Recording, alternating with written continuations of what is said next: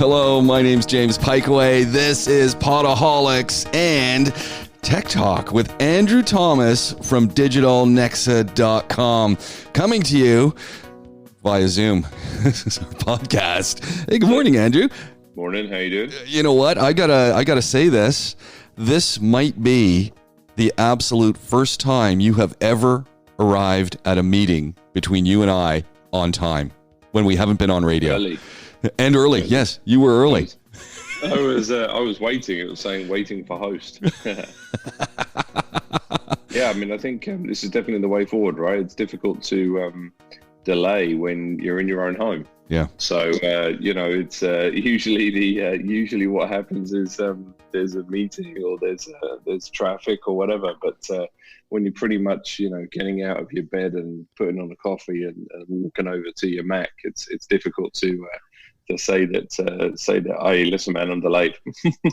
So I want to jump right back into this because obviously I follow what you guys are doing over at Nexa, and a lot of folks, Piecowye and others, Tom Otten, and a whole bunch of folks who are running their own businesses. How has now truly, in our context, we are locked down. How has this changed how you allot your time to work and out of work things? Because and I'll keep going a little bit, but you as you just alluded to, you had the commute time, you had the socialization, walking around time, you had a little bit of lunch time. There's so much downtime built into the uptime day. How are you transitioning? I'd say it's new at the moment because obviously up until this week we were heading in the office still. So I'd say I'm still finding my feet, as it were.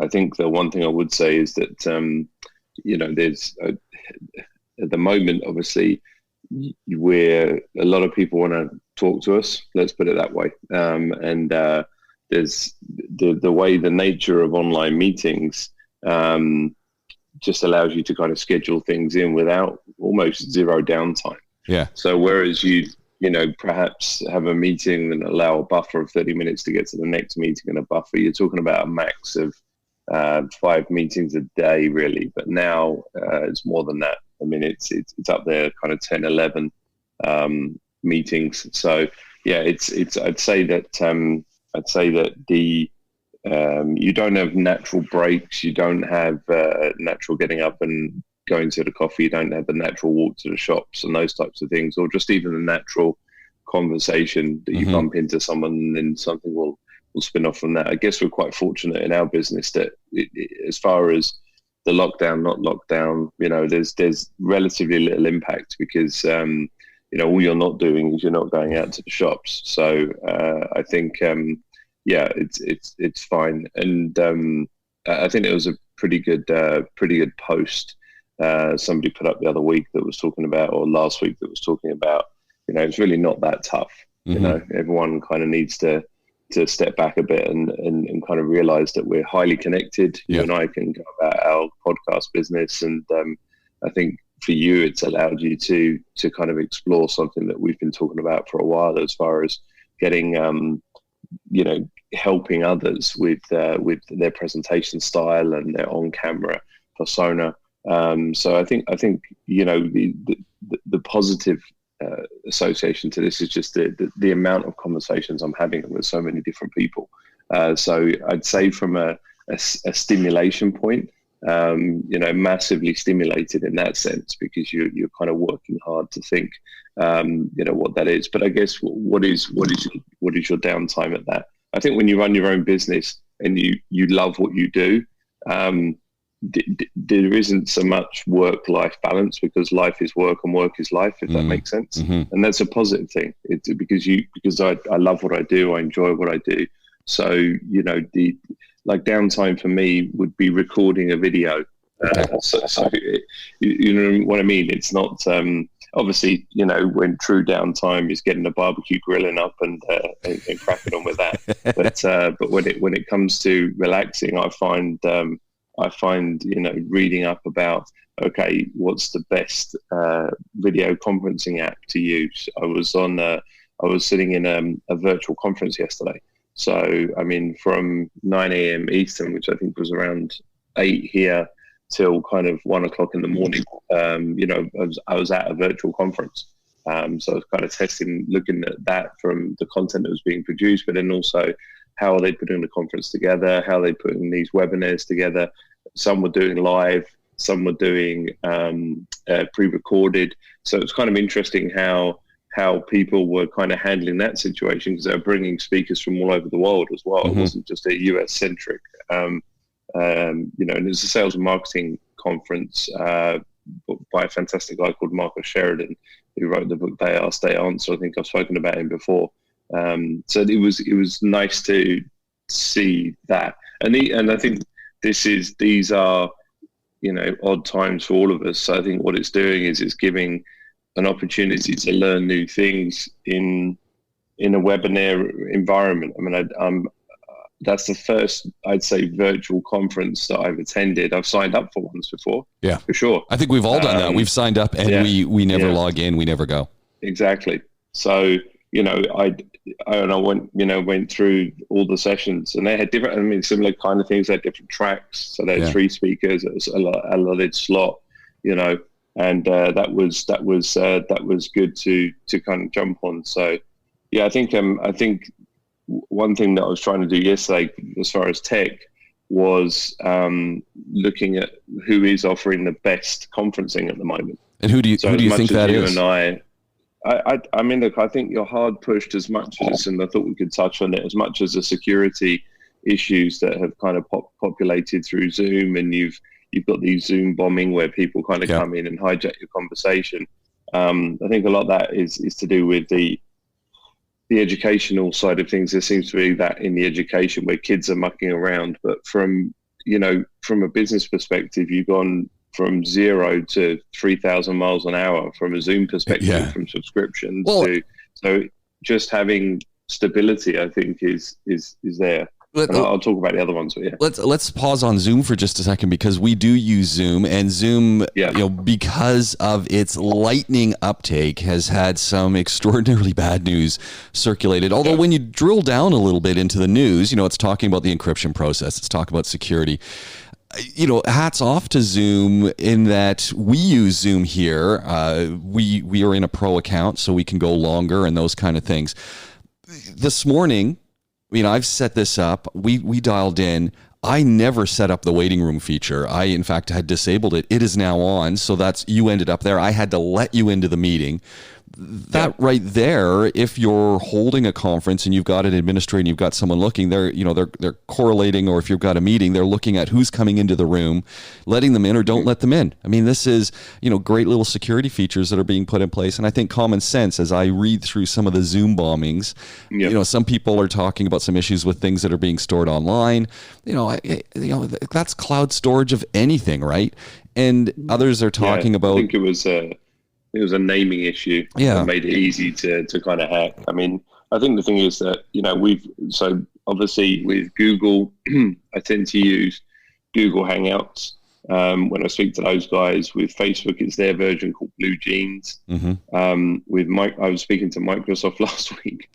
This feels like a celebrity name drop. What is this name dropping? Who don't you speak to? Yeah. I was speaking to Microsoft last week, and we were on Teams.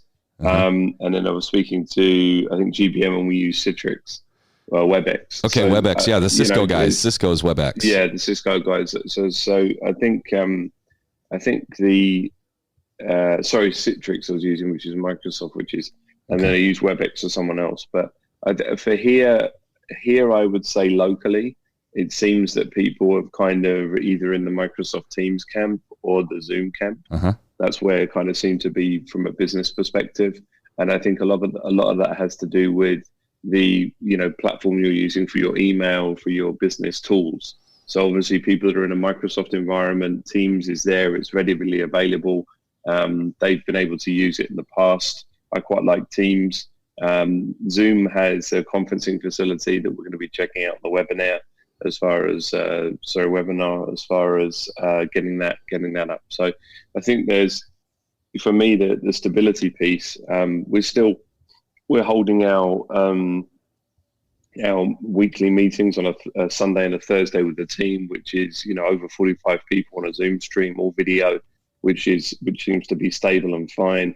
And obviously throughout the day, like I said, I mean, yesterday I had, I think, 9 meetings. 9 meetings. So for me at the moment, I'm okay. I know that sounds crazy. I'm okay with some of the security flaws just because it's allowed me to carry on with my business and personal as well. So, I've got family members now on Zoom that have no clue how it works, right? Yeah. Because again, you're taking a business tool and putting it in a personal perspective. So, it's like, well, I couldn't connect. I didn't know where these people were, and I'm like, well, no, you set up it's video conferencing. It's not an app to talk or a video. It's video conferencing. That's what it's meant for. It's meant for a business use, but obviously here, especially now, VoIP has been opened up. People are using it for that as well. But interestingly, for example, I noticed on the webinar yesterday, I'm waiting for this delivery. I don't know if it's going to happen, but with like a lapel mic. Some people had the cans with the speaker, mainly because I think of the fact that, these AirPods are not designed to be worn for 9 hours a day. Yeah, absolutely. Or I don't think they are. No. I mean, they're comfortable and they're great, but obviously from a charging perspective, they're out within 2 hours. So I think that's going back to kind of tech and looking at that, I find myself looking at more of mics and obviously been speaking to you about setup and I think you must be probably one of the only guys at the moment that's got a mic and a headphone and into your jack and everything. Most people are MacGyvering it. Well, I do tend to wear the over-the-ear headphones, so the cans, and I wear them when I'm doing my classes as well. And the simple reason is to avoid feedback of conversations that we're having, and they're comfortable, and you can wear them all day. I'm wearing Sennheisers. I'm wearing a variety of different brands, but they tend to be professional stuff, and you can wear them all day, and they also help with the sound. And I agree with you. The microphones become a big issue. Are you using the microphone off of your machine? Are you using it off of your phone? Are you using I go between a lapel mic and my machine mic. It just depends on what system I'm using and how it interfaces with it. But the lapel mics are spectacular, and the beauty of the lapel mic is, especially if it's wireless. I've got a wireless USB charged lapel mic. I use the Rode Wireless Go, RODE Wireless Go. Highly recommend that. I run it into my phone. I run it into my computer. You're looking at a couple $100, but it is a couple $100 well spent. The beauty of it is, if you're in a situation like we are doing a video conference and you get up or you move, it's on you and it follows you. So if I then go to the back of my room and I'm talking, hold on, I got to go get a pen, and I move, I can keep talking and everyone's hearing it perfectly well. And I think in that sense, it's great like this, but it also, I use it on my phone. So if I'm making a quick video and I put that on, I don't have the worry of my hand on the phone and all that kind of stuff. And I mean, sure, I still do videos just with phone and as we go, quick shoot and run kind of things. But we're starting to get to that point very quickly. We've gone from 0 to 1,000 in what kind of kit am I carrying around in my bag that I can, as to borrow the phrase that I think is just classic from Jamie Oliver of cooking fame, as we all know him, we need to be able to duck and dive in our use of technology. And I think that's where I want to sort of circle back to is, I was listening to a wonderful podcast yesterday, Saturday. It's called Sunday Morning. Michael Enright. It's on CBC and NPR. Highly recommend it. Really, really great show. And it's a couple hours long form interview. So some might say, hey, you know what? What we do on Podaholics sounds a lot like the stuff that you're listening to, James. No, and there, I unabashedly would say that I would model everything we do off of some of this content and what people like Tom Power are doing, what Susan Bonner is doing, what Michael Enright's doing. But going back to this podcast, it was talking to a magazine publisher about how, a book publisher in Windsor, Ontario, Canada, and talk about how they're a book publisher that publishes hard copy books. They don't do soft copies. And in the span of a week, they went from publishing in the office and everyone getting together in the office and working in the office to we now need to be online and we need to be working online and we need to be working remote. And he said this has been a huge learning process, and they're still learning because they were not geared up for this at all. And this has happened at lightning speed, which again takes us back to video conferencing stuff and some of the lessons that you have. So I want to tie that back in, but I want to tie it back into the conversations you're having with potential clients, old clients, people that are your clients about, okay, how do we navigate this rapid disruption, this rapid change, and the rapid call for us to innovate in the way we do our jobs? What kind of conversations are you having, Andrew? I think what's interesting is how the conversation is evolving. So, and it evolves in this lightning speed. Yeah, and during the early stages, it was kind of okay, panic. What do we do? How do we do it? But I'd say the conversations I've had, especially this week, have been more towards okay, post-corona. Things are going to be different for us. And that doesn't matter if you're in retail or you're, a physical academy or whatever. I mean, I think I've had 4 retail conversations this week already. Really? About everyone saying that retail's just going to change here. Yeah.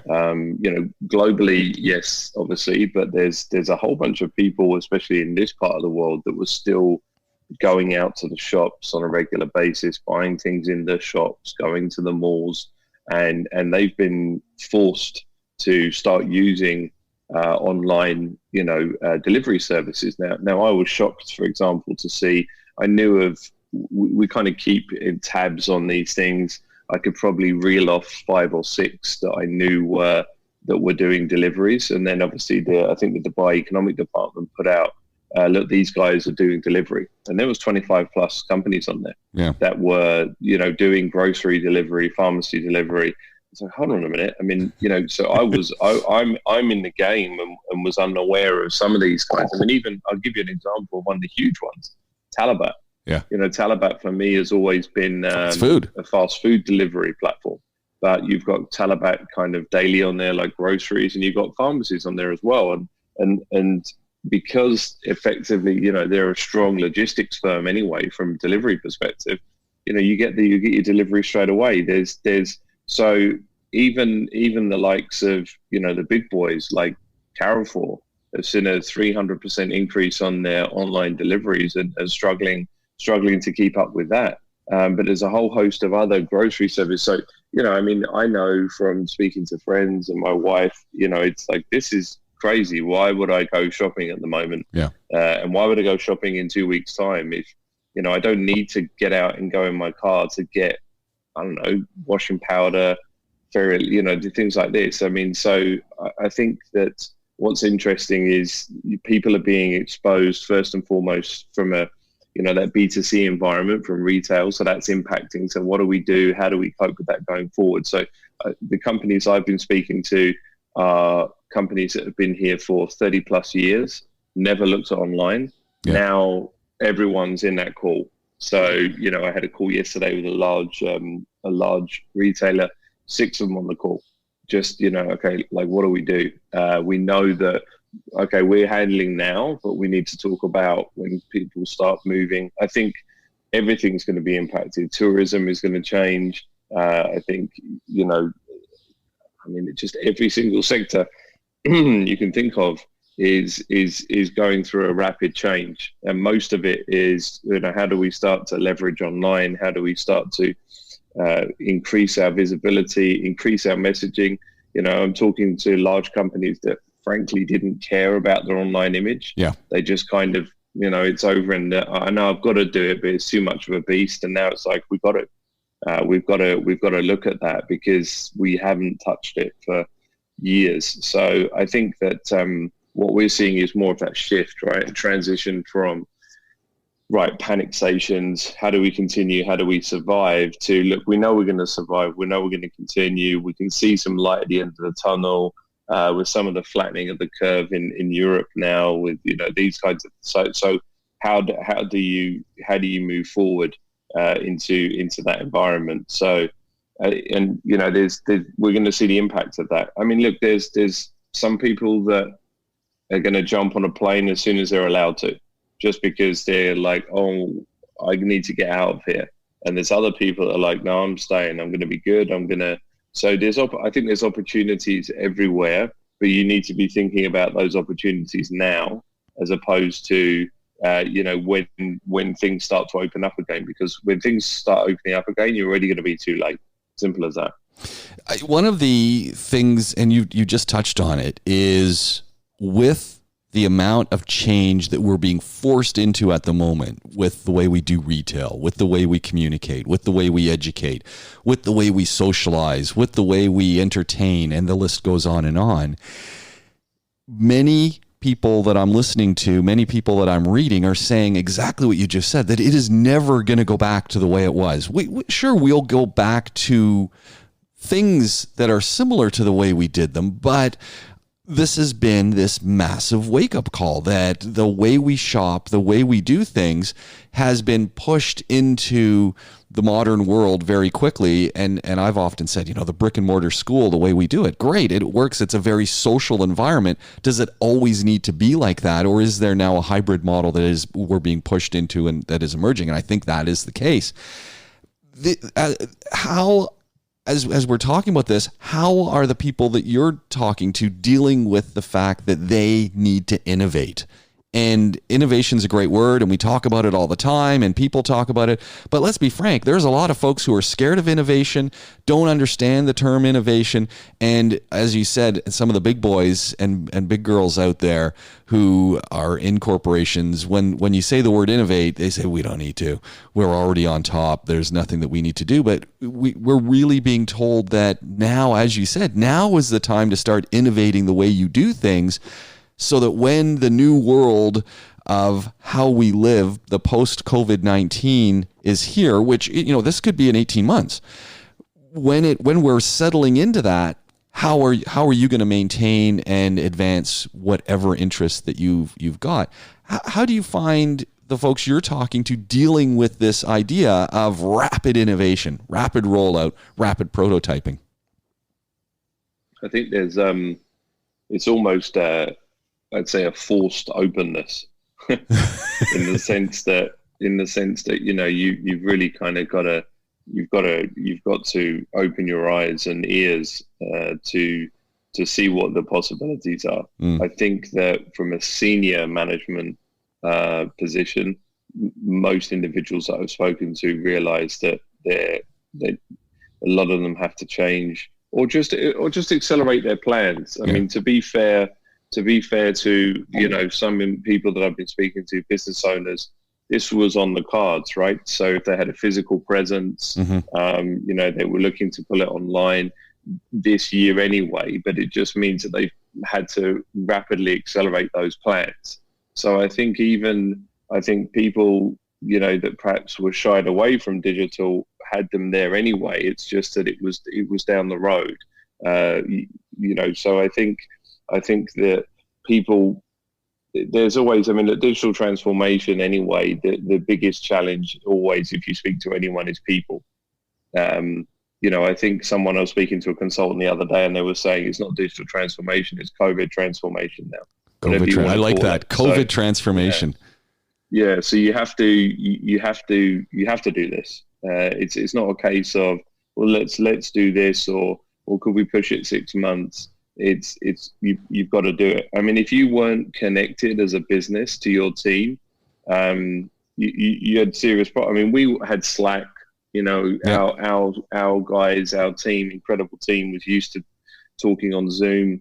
We've had these things in place for years, but I think if you were, let's say, your old school traditional company, especially in this part of the world where everyone's got a desktop and everyone kind of clocks in at 8 and clocks out at 5, and that I imagine that was challenging, and they were the guys that the last kind of bastion who were holding out and keeping their staff, frankly, too long in the office.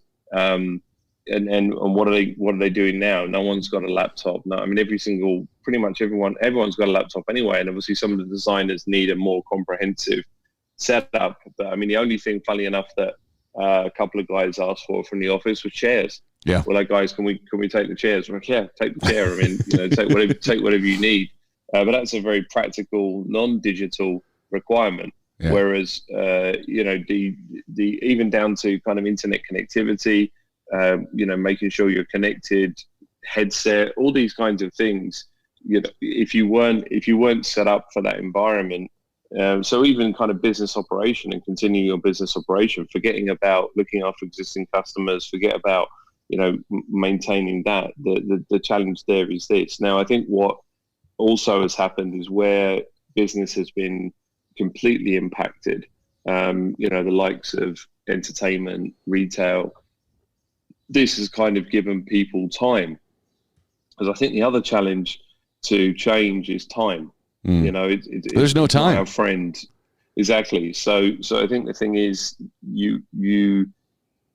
when priorities kind of realign themselves a bit differently, I guess. So even from a Nexa perspective, our social is not only from a leadership perspective, but our social is from Digital Nexa has ramped up because basically we've got certain time now that there's certain clients obviously that are just not open, right? So we're reallocating that time for ourselves to produce content for ourselves. So I think the thing is that this situation is freeing up people's time, physical time, where they can sit back and think. And I think this is where there are going to be some phenomenal businesses that come out of this. There's going to be some incredible brand traction, where people do have the time to sit back and think, what can we do?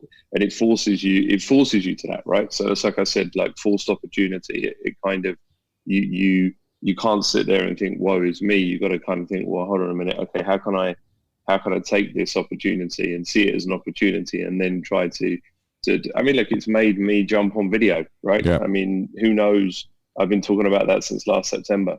So there's things here where it's just kind of like, bang, no, here we go, let's do it. So yeah. Well, I've got to say, you kicked me in the pants, because I'm watching your videos. They're usually about a minute and a half, 2 minutes. You're giving some great Sable advice, and away we go. And it's kicked me in the pants to also do the same, is to get on there and saying, hold on, we're both embracing the Gary V model of get your content out there, get it out there across channels. You've always got something to say. Keep doing it, and to start using a few of the other pieces of technology. So you kicked me in the pants and said, hey, James, we've been talking for years about how we can do better presentations, how we can present ourselves in a better light. Now we've got a perfect opportunity with video conferencing. How can we do it better? And so I've started putting out my tips, and because of you. And because of the advice that you gave, and obviously have slagged you off on one of them, gave you a great compliment on the other, and would encourage and but it's not just hey, shameless cross promotion, although there is some I do want to fire people over to what you're doing, but it's because there are great examples out there of just how to do it. And one of the cool things that I found is, and if you look at mine, and I post them up on LinkedIn, James Piecowye, if you want to take a look, is I run my video then through Adobe Rush. Doesn't cost anything. I put a little name tag on the front. I put a little name tag, a little title subbar on the back. I don't really clean it up. I try to do a one shoot, let's get it right kind of thing. And it just adds a little bit of value to it. And it's like you were saying. So again, circling back to some of the conversations you're having, we've got a lot of in-house talent. Do you think, as we start looking at moving forward with innovation and corporations and companies, big and small, moving forward and innovating what they're doing, do you think from your conversations you're getting a sense that these organizations are listening more to the people that are in-house and capitalizing and leveraging in-house talent that can help push this innovation? Or is that not happening yet? I think at the moment it's too early to really decide. I think that there's obviously people that have stepped up their game and seen this as an individual opportunity as well to really shine. I think that there's an incredible talent pool out there, and I think the thing is that you start to see people adapting, learning, trying new things.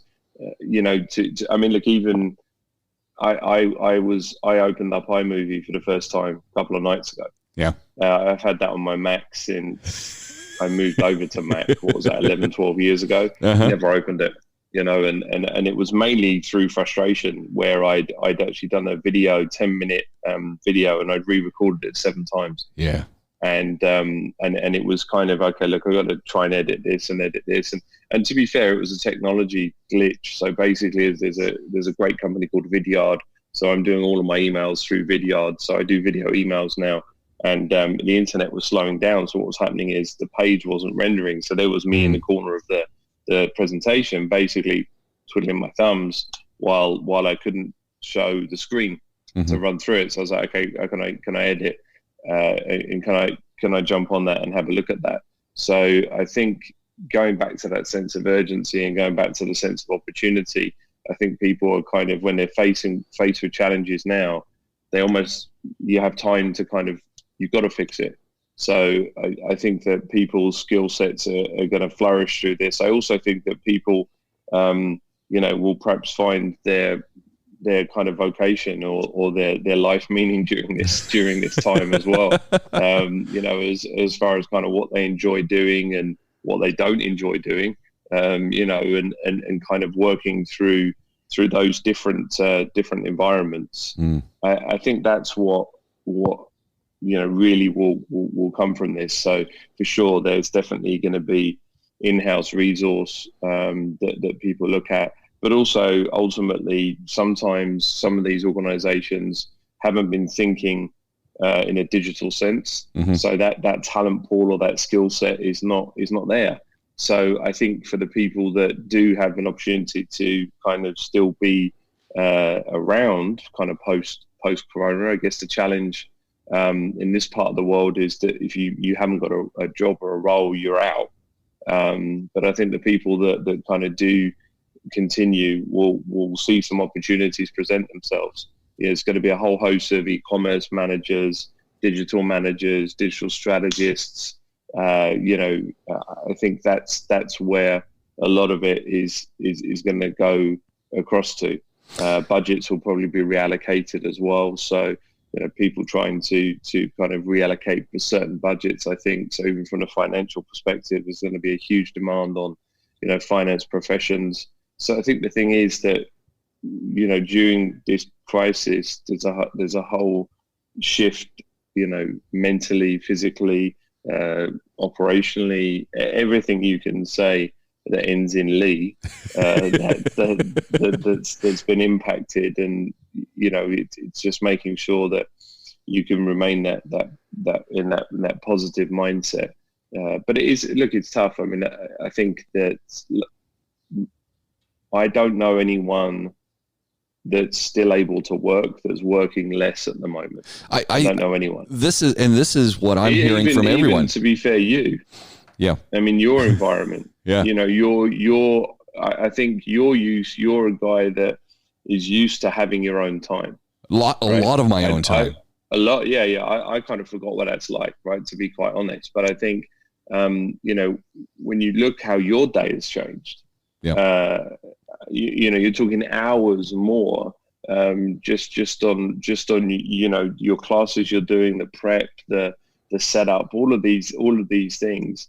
So I think it's impacting everyone, and everyone's working more. They can work.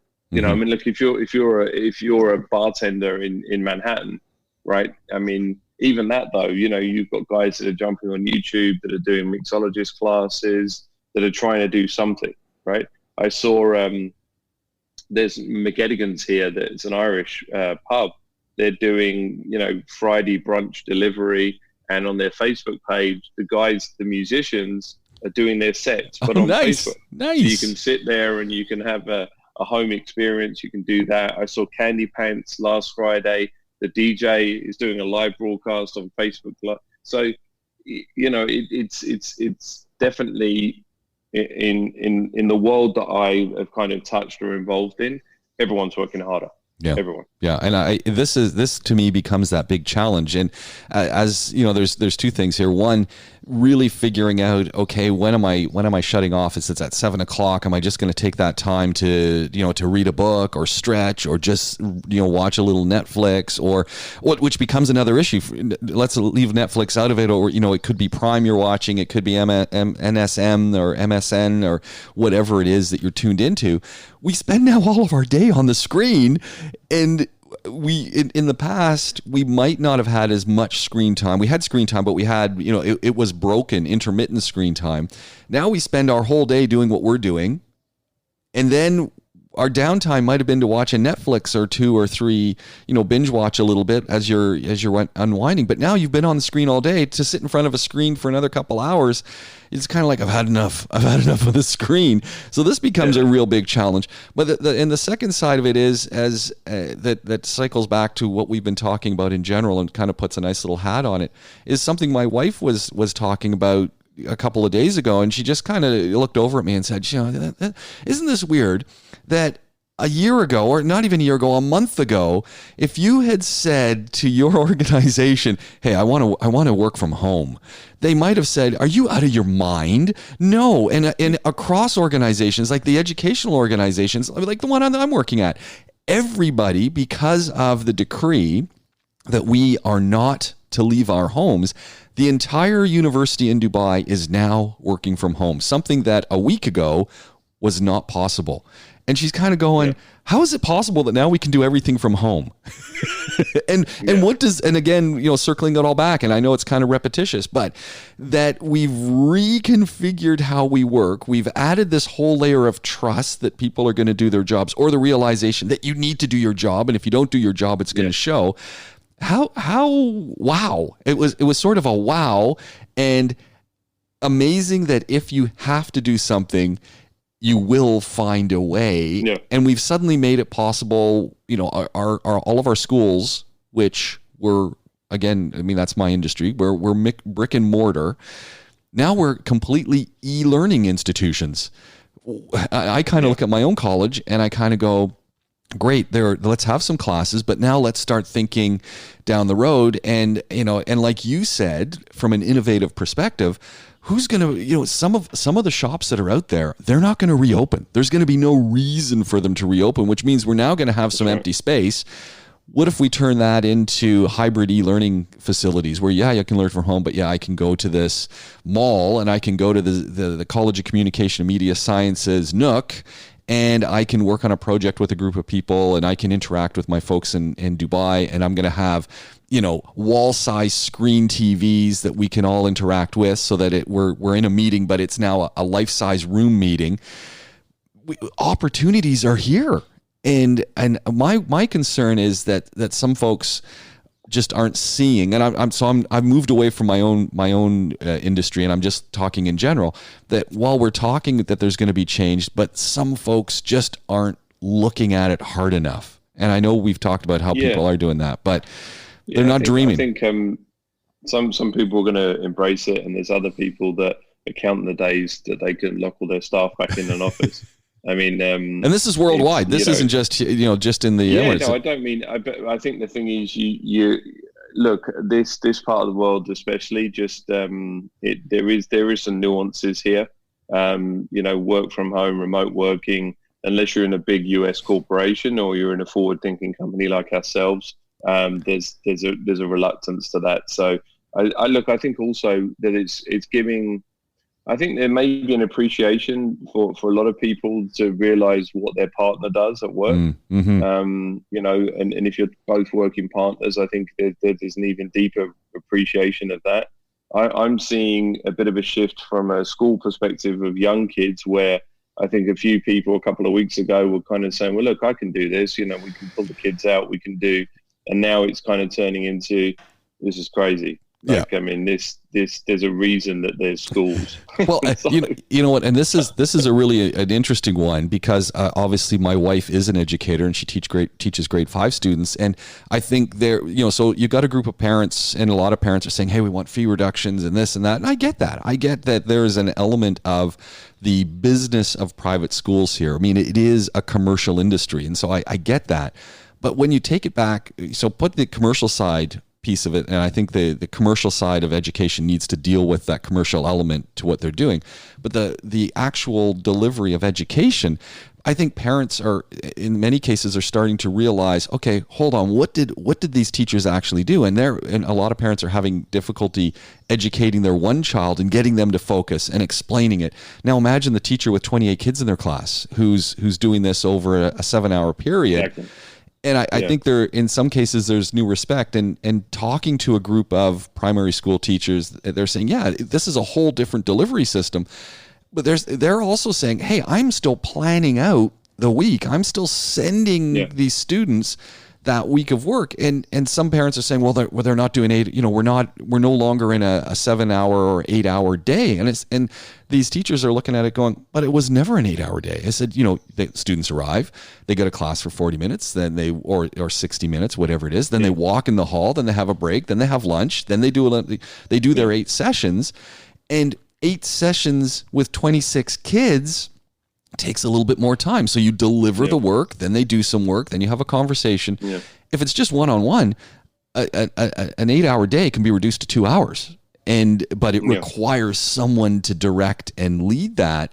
And I think in some cases we're still finding that, but I think it gives a newfound respect to what a teacher actually does. And the fact that, like a teacher, like an auto mechanic, like a programmer, like an accountant, it is a trained skill set. And where parents think, and it's like with people with buying cars or people with tech, say, well, I use tech, I know tech. It's like, yeah, you use tech as a consumer. You've been through a tech world, but do you really know what goes into it? No. That's right. And I think teachers are a skilled set of professionals that are educated to deliver content and help it stick to the students so that they can advance and apply it and make it work and as they go through that process. And I think it's given that newfound respect. But the challenges with parents is being able to differentiate between what the commercial enterprise of education does here in the UAE and the teaching element that is buried within that commercial enterprise, which are really two different things, but they're not able to separate that's a challenge. Yeah. And also, to be fair, the fact is that there's going to be a lot of people that their facility to pay for education is going to be removed. Well, that's challenge. That also impacts people's decision. Especially I think if you've got younger kids, and you're paying the best part of $10,000, it's when obviously and to all intents and purposes you can see, okay, Play-Doh, painting, numbers, phonics.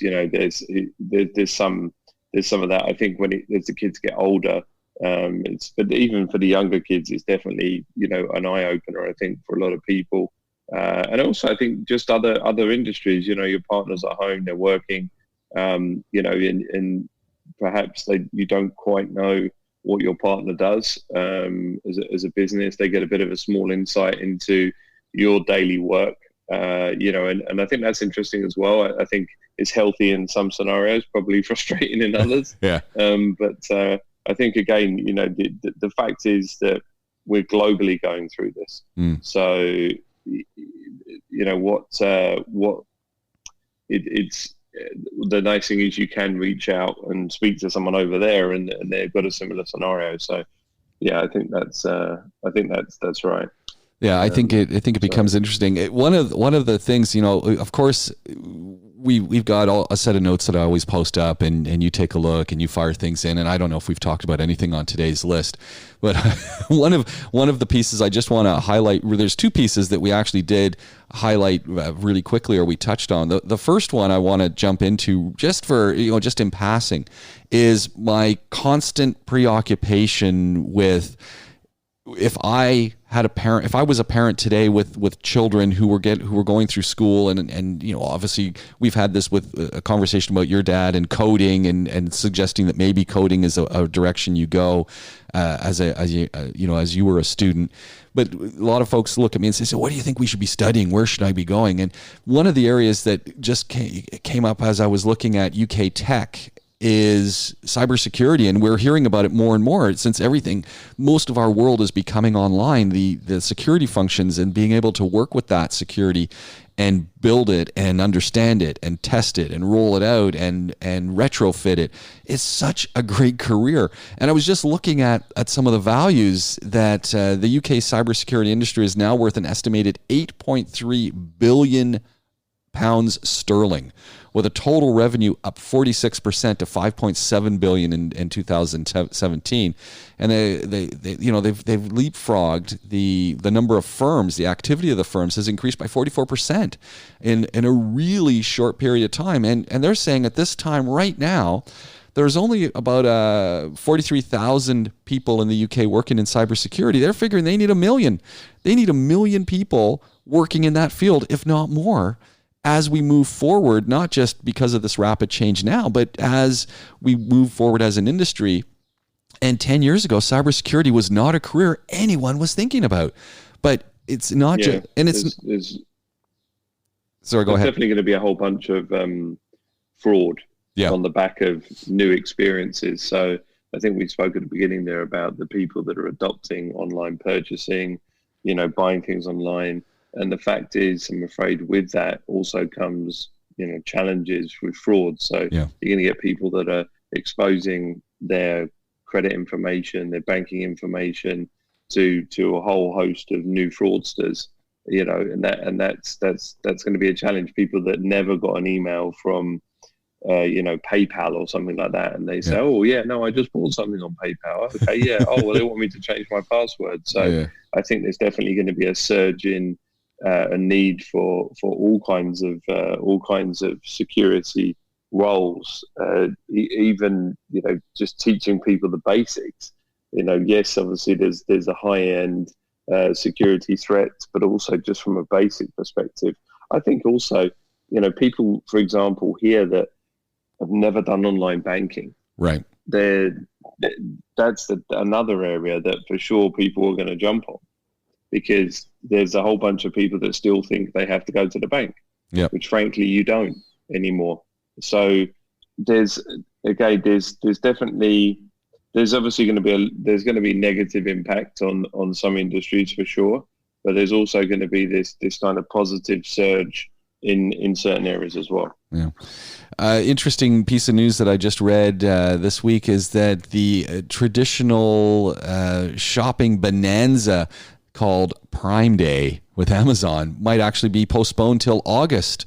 And the thinking of that is simply, will this put too much stress on supply chains? And many of the products that are usually sold during Prime are already being well taxed, and there might be shortages of some stock and some of the online shopping items. So I thought that was very interesting as well. Yeah, so what's interesting is in the UK now, and they're starting to trial it in the States in Target and Walmart, is that they are deciding what's essential. Yeah. So I'll give you an example. In the UK, I think at the moment, what was non-essential item, like hair dye, for example. So you can't get an online. You can get the basics. You can get your meat, your veg, your crisps, your chocolate, whatever, your food, and medicines. But there's other things now that they're stopping delivery in the UK because they're classed as non-essential items. So just like, for example, you could argue that going to the beach is non-essential. It's not essential you go to the beach, so you can't go to the beach anymore. So a lot of these online retailers now are purely from a logistics perspective, as you mentioned, they're saying, look, no, you can't have this. So speaking to my cousins at the weekend, there was a whole bunch of things that, the supermarkets deemed as non-essential, and also limiting. So you can buy, for example, 4 of something. So you're allowed like 4 beers or 4 packets of crisps, or so they're also limiting, what you can have and quantities. And I think that's down to logistics. Obviously, with some people, they've reduced the amount of staff, or just people, not getting people that are unwell. And also just, physical, logistical side of things. So especially, here at the moment, obviously they they've also cut down a whole load of other logistics as well, just with this lockdown. So Yeah. I think it's smart, really. Yes, as much everyone is at home now, that would probably increase sales dramatically, I imagine.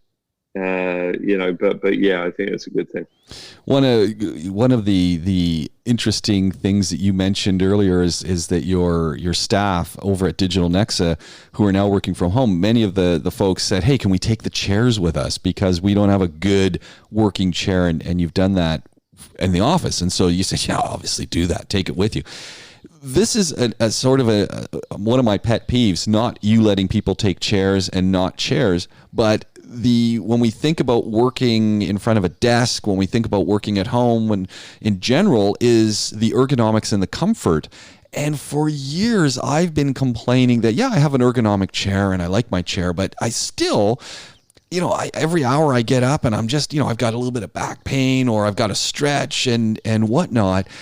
And this whole thinking about our comfort and what these positions that we're sitting in, how they affect us, etc. And I've constantly said, mostly actually based on airline flights and uncomfortable seats in across the board after 5 hours.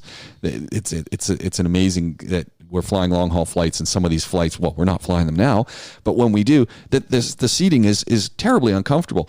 And so what I came across was a wonderful article talking just about this, the 5 best seat cushions, and they've got a chair for home offices, and this idea that much like folks who live in wheelchairs, if you've ever talked to them, they have ergonomic seat cushions to help with pressure points and things. And more these are now being directly marketed to you and I for our offices and for our homes. And I've just been reading about many of these seat cushions, and I'm literally going to order one today, because this is my big complaint, is I'm sitting for hours and I'm just feeling it in my legs. My toes are getting tingly sometimes. I'm hitting pressure points. There are cushions that you can buy that help mitigate this. And yet again, another industry, got nothing to do with technology, but has to do with enabling us to use technology better. And I just thought this is, again, one of these side features that of this whole COVID-19 situation, that it's forcing us to think about other parts of our productivity and how we can continue to be productive and continue to be engaged without letting things that are seemingly disconnect us from the process. So I thought that was kind of interesting. Yeah, very cool. Very cool. And there's one in particular that everyone's talking about. It's called the Purple Royal Cushion. So I'm going to look it up, because it runs about $79.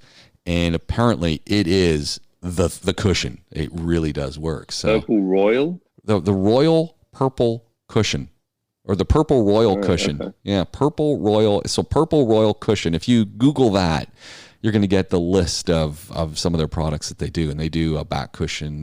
They've got a lumbar support cushion. But really, they're saying that this is the best on the market. If you want something that's this honeycombed, the crosshatched honeycomb gel cushion, it's literally about 79 American bucks, but you'll find that they're saying all of the stuff that it's talking about is that it's really been designed to help support your sciatica and back sinus nerves. So it apparently will help. I'll get a look at it myself as well. Purple Royal Seat Cushion is what it's called. And if you go to the notes, there's a link.